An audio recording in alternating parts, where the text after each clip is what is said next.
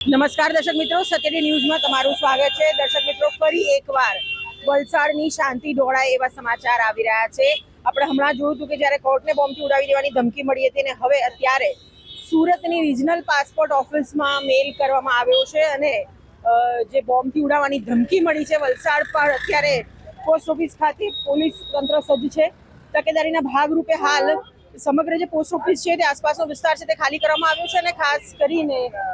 ફરી એકવાર આ પ્રકારની જ્યારે ધમકી મળી છે 12 ને 10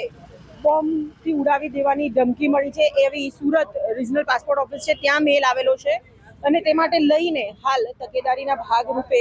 વલસાડ ખાતે પણ ચેકિંગ હાથ ધરવામાં આવ્યું છે। જે પોસ્ટ ઓફિસ જે છે તે ખાલી કરવામાં આવી છે, પોલીસ તંત્ર સજ્જ છે, તપાસ હાથ ધરવામાં આવી રહી છે, ચેકિંગ કરવામાં આવી રહ્યું છે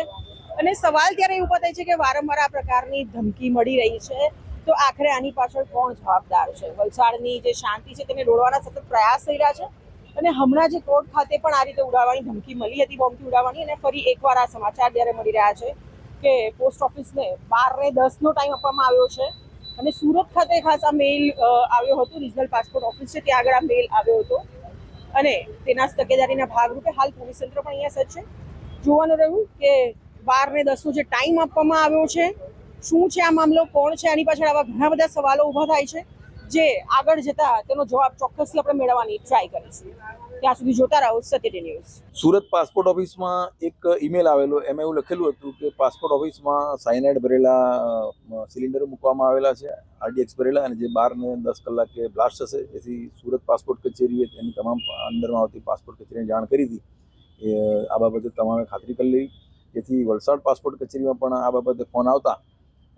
તકેદારીના ભાગરૂપે એમાં પણ કંઈ હોય નહીં એ બાબતે હાલમાં તપાસ ચાલુ છે